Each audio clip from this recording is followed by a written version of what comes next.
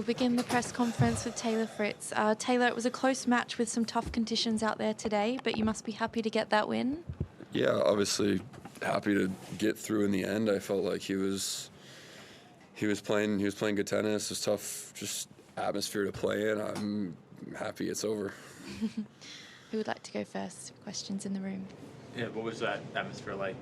Obviously, seeing that, I don't know if you've been in a match before where it's sort of a retirement type occasion for the opponent, and so you lingered there during his little ceremony and stuff too. Like, what was it like for you to be a part of that whole scene? Yeah, I mean, it is just tough conditions to play in. I understand completely. I knew going in that, the crowd was really going to be behind him and rallying him, and yeah, it was cool to be in. Just be sitting there and see the whole thing. I knew the second the video started playing, and I was like, if I look at Stan, like, I'm gonna start getting like kind of emotional. It's like I get like that, so try to like not look at him too much, but it's cool. And I told him at net like what he's doing is incredible. He has, I mean from like a just being able to do it at his age, that's impressive, but more so like the mentality of it, like the passion and the love for the game, and just the competitiveness, because he's someone who has absolutely nothing to prove, and just to be out there working that hard, just competing. I mean, down a break in the fourth, just competing his ass off. Like, it's I hope that I have that much passion for tennis when I'm older. So it's that's what I told him. It's just really impressive. What do you think you'll be doing at 40? I'm not going to be playing tennis. Like, there's no way. Like, with how my body's been feeling the last couple of years, there's no way I'm going to be able to hold on for another 12 years. And as an alternative, what would you be doing? I don't know. I think I'll always be involved in tennis in some way. So we'll see. I haven't started thinking about that yet. We're not that old yet, but I'm sure I'll still be in tennis. Have you started thinking about week 2 yet, or when does that start? Yeah, we're there, so I'm definitely thinking about that. And what are you thinking? I don't know.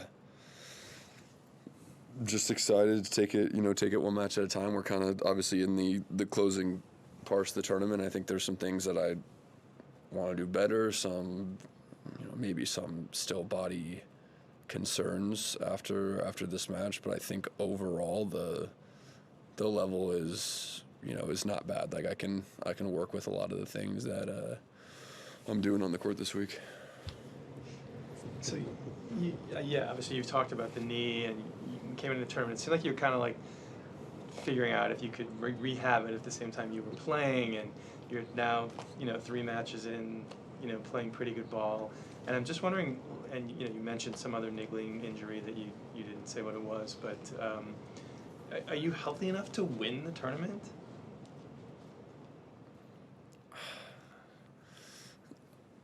I'm a very optimistic person. I'm hoping that I can get healthy enough to win the tournament during the tournament. I know it's one match at a time, but I mean,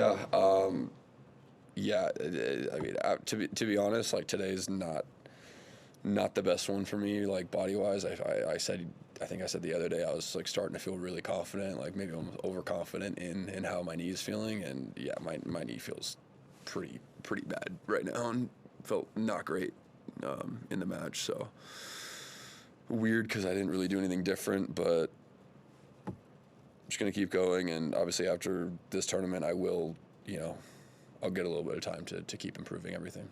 at the same time, you stepped up and you served great. I mean, you made adjustments to win the match, so like that's part of the matrix, right?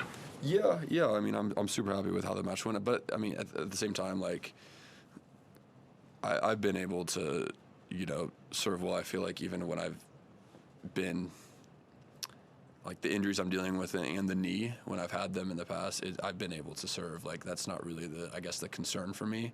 I guess maybe I was losing the legs a little bit towards the end with the knee, but I guess the load on the back leg. But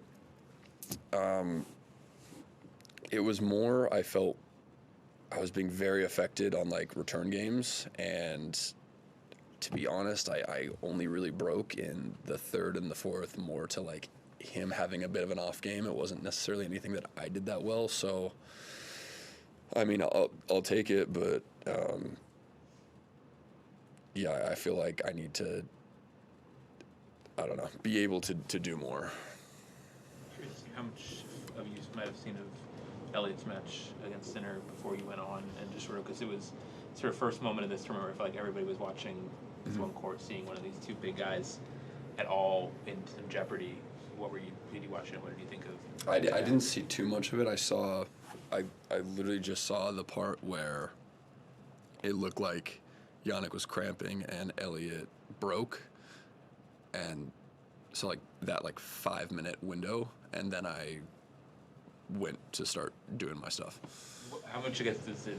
Obviously, it matters for the tournament if Sinner or Alcaraz were consider these two 10 points in the jar wobbling. Just curious, but is there a vibe if someone's like, oh, something might actually be happening here in one of these matches that maybe wasn't circled as a big possibility before? Sorry, what do you mean? I'm just saying, what is there sort of does it send tremors to the locker room or something if to see Sinner at all on the ropes? Oh yeah, for sure. I mean, when it's happening, people are obviously gathered around the TV watching because they want to see what happened. But I think that happens anytime an upset's brewing, or someone's in trouble, or it's a big tiebreaker or something like that. Everyone kind of gathers around and wants to see what's going on.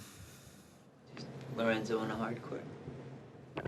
I mean, he beat me on a grass court, so I think he's pretty good on all surfaces. I think he's improved a lot on fast surfaces. Obviously, we just played at a World Tour Finals, and yeah, he's crafty. He's great. He's great at I always say he's great at neutralizing power and big serving. So it makes the matchup tough. But I was able to get him then. So yeah, I have to play well. We'll leave it there. Thanks very much, everyone. Thanks, Tim.